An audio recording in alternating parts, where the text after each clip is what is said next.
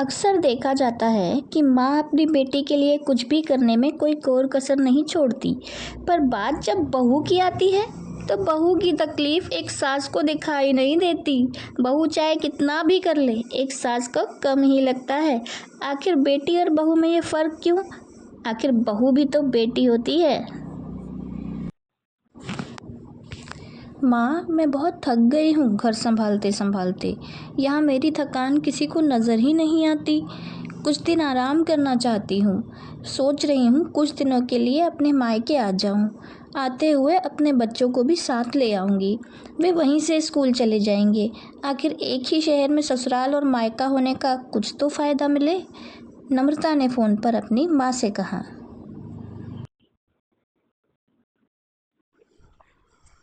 हाँ बेटा, कल आ जाओ, मैं तुम्हारा इंतजार करूंगी।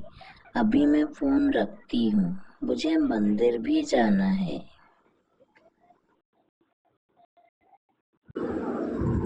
ठीक है माँ, मैं कल ही आ जाऊँगी, नम्रता खुश होकर बोली। कमला जी ने फ़ोन रख दिया और सीधे किचन में गईं और किचन में खाना बना रही बहू से बोली। अरे अनुपमा, सुनो, कल तुम्हारी ननद आ रही है। आज बाजार जाकर फल सब्जी और मिठाइयाँ लेकर आना। बेचारी मेरी बेटी ससुराल में नौकरों की तरह काम करती है और उस पर कोई ध्यान ही नहीं देता। यहाँ आएगी, कुछ दिन रहेगी तो उसका मन और तबीयत अच्छे रहेंगी। सास के मुँह से ऐसी बातें सुनकर अनुपमा का चेहरा उतर गया। वह मन ही मन सोचने लगी, काश आपको मेरी थकावट भी नज़र आती। मैं भी दिन रात झाड़ू पोछा, बर्तन, खाना बनाना, मार्केट जाना और हर वह काम करती हूँ जिससे हमारे परिवार वालों को कोई दिक्कत ना हो। काश आप मुझ पर भी ध्यान दे पाती। आपकी बेटी तो जब मन में आता है तब यहाँ आ जाती है, लेकिन मैं साल में एक बार ही अपनी माँ के पास जाती हूँ, तब भी आपको प्रॉब्लम होती है। मैं भी इंसान हूँ, मेरा भी मन है। मुझे भी लगता है अपनी माँ के पास जाकर थोड़ा आराम करूँ, सुख दुख की दो चार बातें करूँ, अपना मन हल्का करूँ। भगवान अब तुम ही कुछ करो ताकि मेरी सास की आंखें खुले और उसे मेरी थकावट भी नज़र आए।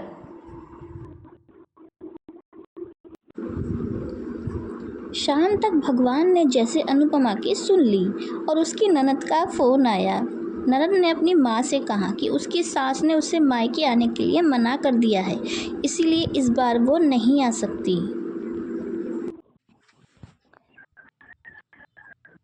पार्वती जी बोली,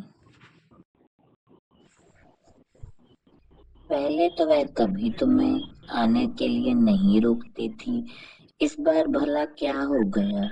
लाओ मेरी बात कराओ उनसे, मैं समझाती हूँ। नम्रता ने फ़ोन अपनी सास के पास दिया। पार्वती जी ने कहा, नमस्कार समधन जी, आपसे कुछ कहना था। दरअसल नम्रता कल त्योहार है, इसीलिए अपने मायके आना चाहती है। अगर आप उसे भेज दे तो अच्छा रहेगा। नम्रता की सास ने कहा। देखिए समधन जी, आपकी बेटी मायके जाके रहे, इस बात के लिए हमने उसे कभी नहीं रोका और इस बात से हमें कोई प्रॉब्लम भी नहीं है। कुछ दिनों पहले मैं अपने रिश्तेदार की शादी में गई थी। वहां आपकी बहू अनुपमा की माताजी से मिलने का मौका मिला। उनसे गपशप करने के दौरान उनकी बातों से पता चला कि अनुपमा को साल में एक ही बार अपने मायके जाने को मिलता है, और वह भी बहुत कम समय के लिए। मुझे लगता है आपको पहले अनुपमा को उसके मायके भेज देना चाहिए, और जब वह मायके होकर आ जाएगी तो मैं नम्रता को आपके पास भेज दूंगी। एक बहुत ज़रूरी बात जो मुझे लगता है आपको समझ लेनी चाहिए कि आपको अपनी बहू को भी बेटी की तरह या बेटी से भी ज़्यादा प्यार देना चाहिए। उसे भी मायके जाने की इच्छा होती होगी। हो सकता है नम्रता के वहां आने से उसकी आवभगत करने के लिए आप उसे उसके मायके नहीं भेजती होंगी,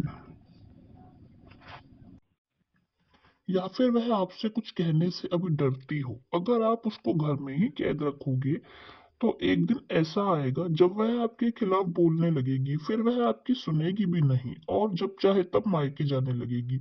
ऐसी परिस्थिति आए, इससे अच्छा है कि आप ही कुछ बदलाव अमल में ले आए, जिससे आपका रिश्ता और रिश्ते की मिठास खराब ना हो। पार्वती को अपने समधन के हर शब्द में सच्चाई नजर आई। उन्हें महसूस हुआ कि उन्होंने अपनी बेटी के प्यार में अंधे होकर कभी भी अपनी बहू के मन का विचार नहीं किया। उन्होंने हमेशा ही अपनी बेटी को अपनी बहू से ऊपर रखा। दूसरी तरफ नम्रता भी अपनी भाभी के बारे में हो रही इस बातचीत को सुन रही थी। उसने भी रियलाइज़ किया कि वह कभी भी अपनी भाभी के साथ ठीक से बात नहीं करती और जब जब वह अपने मायके जाती है तो भाभी थोड़ी उदास रहती है। पार्वती जी ने अपनी बहू को बुलाया और उसे कहा, अनुपमा, कुछ दिनों के लिए नम्रता नहीं आने वाली है, इसलिए पहले तुम अपने मायके होकर आओ। यह सुनते ही अनुपमा का चेहरा खिल गया, क्योंकि यह पहली बार था जब उसकी सास ने सामने से उसे अपने मायके जाने के लिए कहा था। अगले दिन अनुपमा अपने मायके गई और इस बार 1-2 दिन नहीं, पूरे हफ्ते भर रहकर आई। अपने माँ बाप से, अपने रिश्तेदारों से मिलकर आई और जब वह लौट कर आई तो उसका चेहरा खिला हुआ था, उसकी आंखें चमक रही थी। अनुपमा के आने के बाद नम्रता भी अपने मायके आई और इस बार वो खुद सामने से अपनी भाभी से खुशी खुशी मिली और अच्छे से बात की।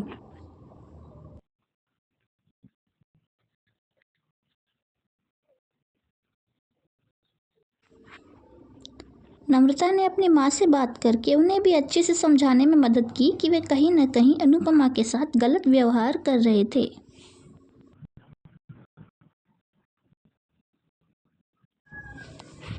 दूसरी तरफ अनुपमा अपने ससुराल वालों के बदले रवैये से बहुत खुश थी। अब वह खुशी खुशी सबका ध्यान रखती और हर काम प्यार से करती। वह ध्यान रखती कि कोई भी ऐसी बात या काम ना करे जिससे घर में तनाव का माहौल पैदा हो। पार्वती जी अपनी बहू को खुद ही समय समय पर मायके भेज दिया करती। एक छोटे से बदलाव ने सास बहू और भाभी ननद के बीच की कड़वाहट को दूर कर दिया और रिश्तों को भी और ज़्यादा मीठा और मजबूत कर दिया।